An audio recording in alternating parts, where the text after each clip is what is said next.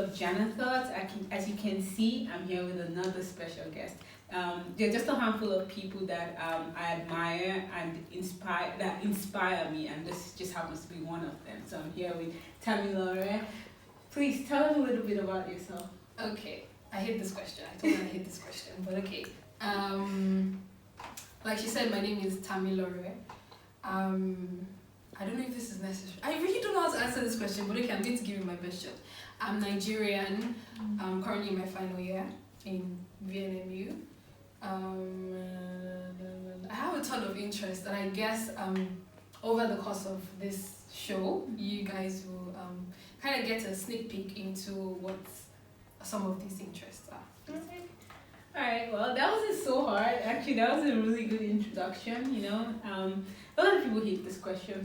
I have to be one of them. It's like you don't really know what to say when people We really need to work on that. I know, right? Because that's the first thing you tell people Yeah. when you meet them, you know? It's like, hi, I'm this, and what I like or what I don't like, because you never really know what patterns to follow.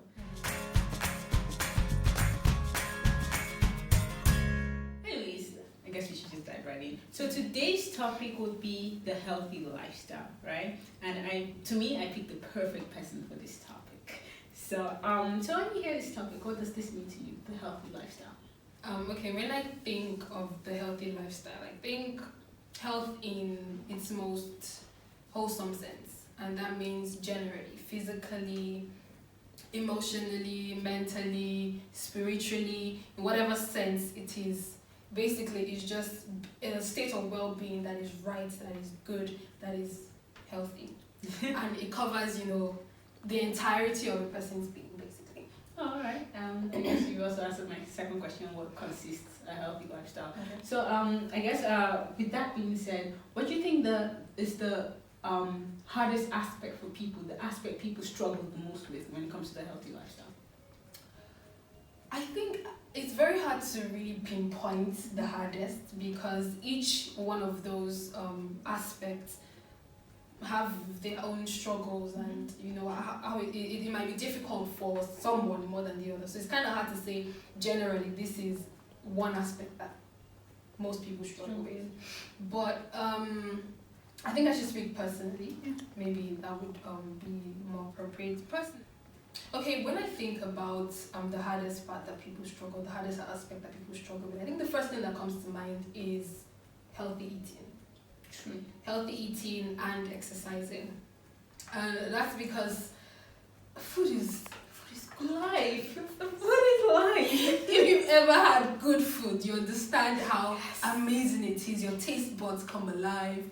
Your salivary glands are working extra hard, and it just feels good. All the feel good hormones are just released into your system. Basically, food is good. So I feel like it's very difficult for people to eat healthy and exercise. Eat healthy and exercise. Exercise is hard work. It's painful. And healthy eating demands concentration. It demands dedication and it demands immense discipline. So maybe I would say that's like maybe at the top.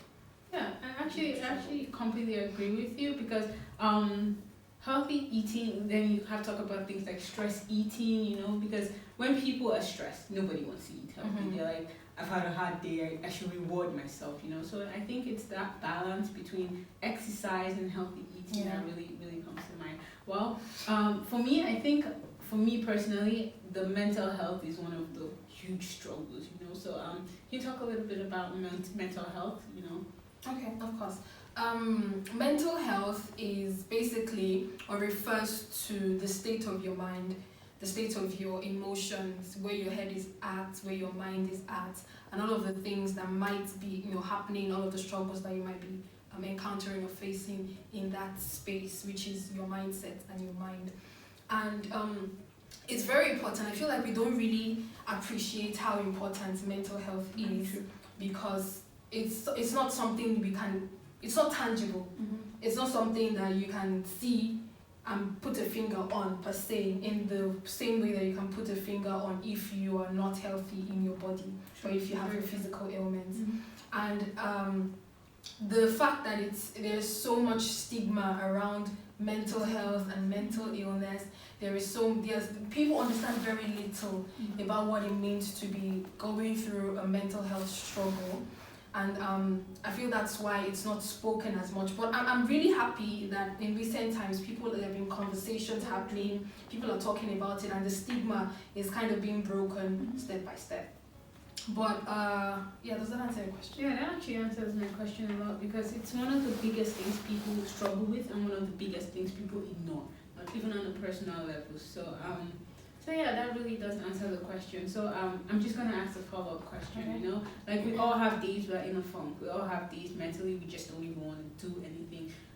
Have you had days like that? First of all, all right. So yeah, so you're human. Oh yes. So how do you get over things like that? What do you do? How do you push past it so you can be able to go through your daily routine with ease or smoothing it out? So. Okay, first thing that I would like to say is, more often than not, I fail. Ugh. And I'm sure we cannot relate to that.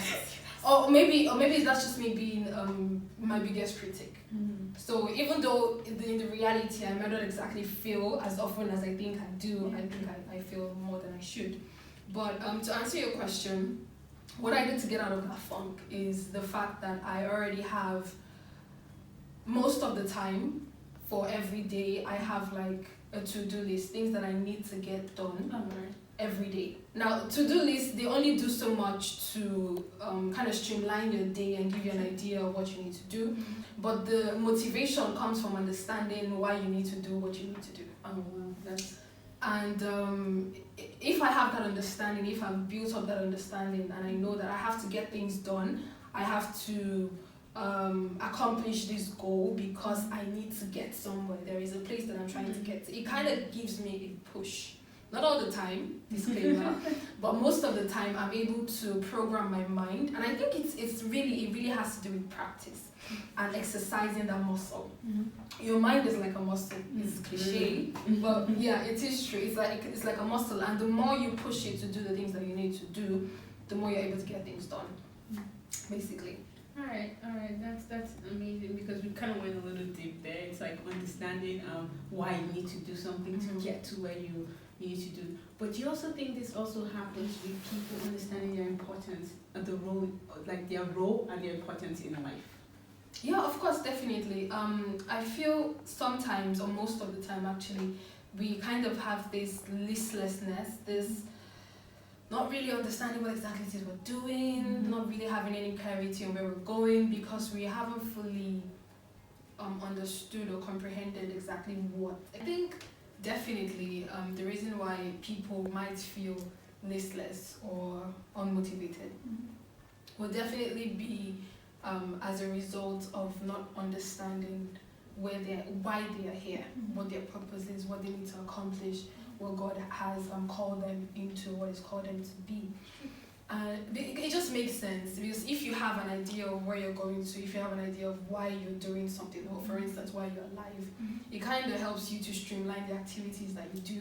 It helps you to manage your time better. It basically gives you foresight, and you kind of exactly focus, and it kind of allows you to have tunnel vision for the most part, because of course we're humans and we fail.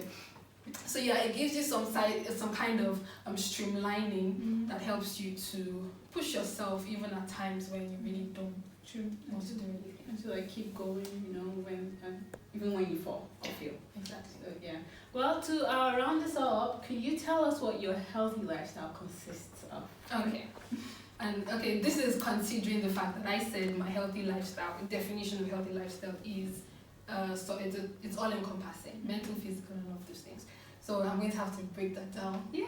Okay. I'll start with physical. That's obviously the most easy one for me personally. And my physical healthy lifestyle basically involves eating right for the most part. Eating right, making sure that I'm eating a lot of fruits, vegetables, beans, basically just eating right generally. And of course working out. Exercise is a huge part of my life, and I try as much as possible to work out at least 3 times in a week for about 2 hours thereabouts. And my exercise routine basically consists of strength training. As man's trying to build muscles and get strong, and I have some goals that are specific to my exercise routine. So my healthy lifestyle basically, as regarding physical health, involves eating right and exercising as much as I can. And okay, emotional and mental health for me would involve solitude. And when I think of usually and I think it actually cuts across emotional, mental and spiritual health. So let me just address the emotional and the mental one. Solitude would involve just being by myself, working on myself, getting familiar with the thoughts and the thought processes that are in my head.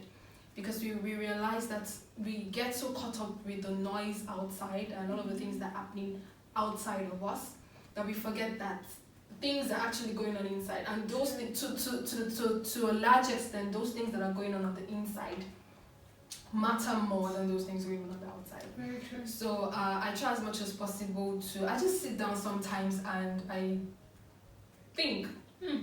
I meditate. I don't want to say meditate, but I just think. I think about where I'm at. Basically, I try to connect with my feelings and my emotions and identify the things that I'm feeling. Am I angry? Am I sad? Is something pissing me off? Am I taking whatever emotions that I'm going through on the inside and am I transferring them to people around me? Because I realize that it's possible for me to do that and I don't even realize it. That's true. And lately I've been going through, well, I started and I kind of fell off the wagon. I started, I kind of stopped, but I've been really trying to invest time in emotional intelligence and what that means, how that can help me be a better person and be in a better state of mind as much as possible. And of course, I'm basically just learning it, so I have children that are not emotionally bankrupt. Basically. Well, So that's very important. it's very important. It's very, you don't even know how actually much. very important, you know. Yeah. You don't want to end up with serial killer children. So, yeah. Exactly. Yeah, so, yeah. And spiritual health. Spiritual health is basically revolves around my relationship with God. And that involves praying, it involves studying the word, it involves, like I said, solitude, just one-on-one time with God, trying to hear his voice, blocking out whatever outside distractions and outside noises that, you know, we often find ourselves surrounded by. And going to church and just being around people who share the same belief, who share the same understanding of God, understanding of what relationship with God involves. It is an amazing pill, basically, for your spiritual health. Being around people, especially when you're kind of in a place, in a funk, and your relationship with God is, you're kind of stuck in your relationship with God, it's important that you have people that can guide you and push you. Well, thank you so much. That's all the time we have. And now you understand why I picked her and I say she's the perfect person to talk about the healthy lifestyle. So I hope you learned one or two things from her. Thank you so much again for being here. And don't forget to subscribe, don't forget to like, and I will see you next time on Jana Thoughts. Bye. Bye.